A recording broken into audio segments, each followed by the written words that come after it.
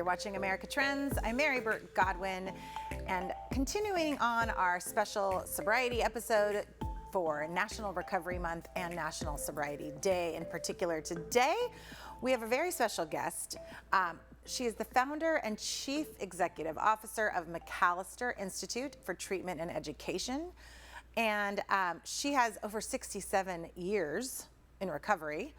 I'm very excited to meet you, Jeanne McAlister. Welcome to America Trends. Oh, good morning, and thank you so much for having me on. I'm thrilled The chance to talk about my sobriety. I love it. Well, I'm 60 years behind you, but I'm in the club too. And, you know, I love the opportunity to talk about recovery in general and, you know, give people hope and also just kind of educate people who may know somebody that needs recovery or is maybe looking to recover, and just kind of end the stigma surrounding it and spread awareness about programs like yours. So talk to me about the McAlister Institute and all the things that you do to help people. Well, we started in 1977, which I think is a little bit over 46 years ago. And we started with one program, and we today have 26 different programs throughout San Diego County. We have programs for adolescents, inpatient and outpatient, adult, inpatient, outpatient, men and women withdrawing from alcohol and drugs. We have outpatient programs for adults, specialized programs for women with children where we provide childcare, a safe house for women and men that are reunifying with their children, because one of the things that our system has not recognized is that there's a lot of single fathers out there that need help and want to keep their children with them. Probably the largest program we have outside of the outpatient, the residential, is for women and children. The children live with their mothers while the mothers are in treatment. Also, we allow dogs. Wow. Well, you know, there's a lot of people out on the street who have a problem won't come into treatment because they don't want to leave their pet. Right. All right. And so that's why we accept them. We have 1 or 2 in adult detox right now, and we have about 5 in our residential program. There are some rules. Yeah. I was going to say that 2 things come to my mind there. One is, you know, women in particular, women with children. And, you know, I would say back when you were getting sober, it wasn't really talked about that women even drank, and they didn't necessarily need a recovery program. It was very male specific, right? Right. Yes. Women were bedroom drinkers. I wasn't particularly a bedroom drinker, but women just didn't talk about their problems. And then when we could start talking about them, they wouldn't enter treatment because they loved their children. All right. And they didn't want to lose their children, so they wouldn't enter into treatment because they were afraid of losing their children. Which is funny because the system opened up to accepting women with children. Yeah, because, you know, if you don't get the treatment, you're going to lose your children. So it's like you gotta get the help. But I love programs like yours that actually can embrace the children and make them part of the treatment process. And I know that there's some meetings out there that actually have childcare and facilities like yours that actually embrace the children and bring them into the recovery. And you also made me think of, you know, this homeless epidemic that we have. And, you know, now there's this new rule where you can't live on the street. You know, you have to go to a place where there's a bed.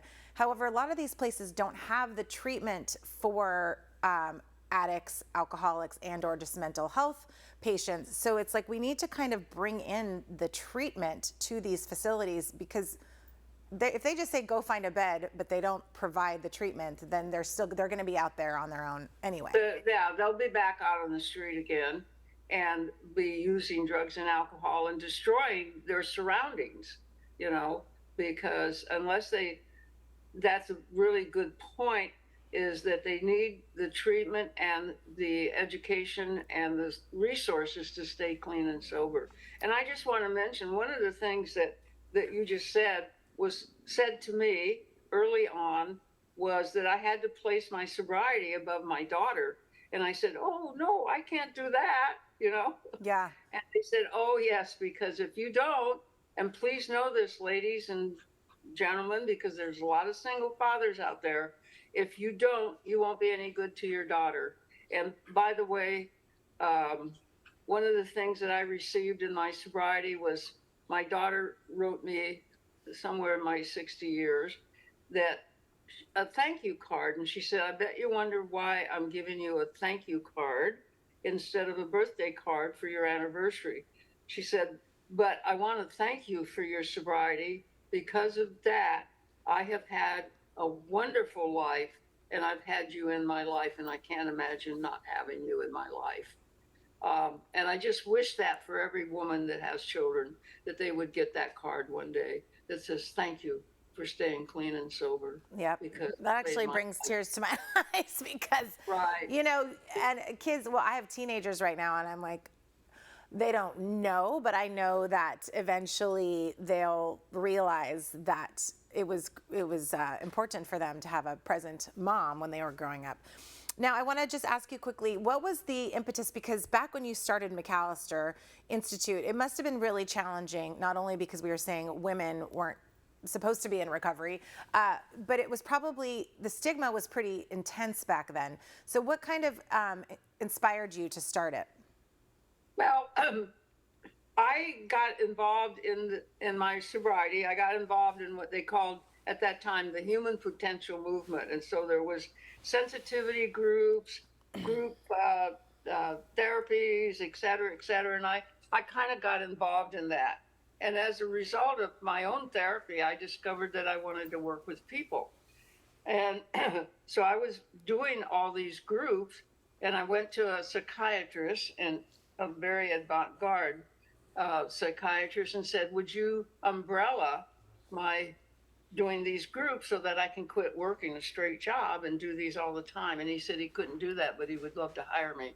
So eventually he did hire me, and I worked with him for about 5 years.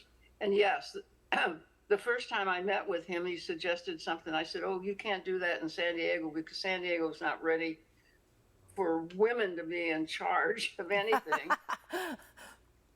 But anyway, he took that chance with me, and eventually he had contracts with the county. He decided that he didn't want to work with the county any longer, and myself and my colleagues had centers that were thriving with people coming in and getting clean and sober and changing their lives.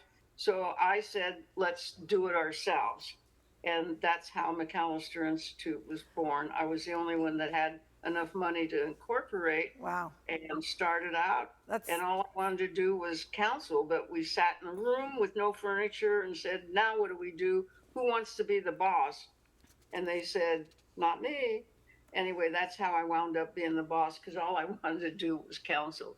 But well, anyway, thank you so much. It's been a wonderful journey. Yes, yeah. And I appreciate everything you do for people out there. And people can visit McAlister Institute and check out how they can help. I know you have a Walk for Hope coming up. Oh, well, Walk for Sobriety. Walk for Sobriety. Please, so, yeah. Thank you so much for being here, Jeanne. I appreciate you. Alrighty. Happy National Recovery Day, and everyone at home, stick around for more America Trends. We'll be back right after this quick break.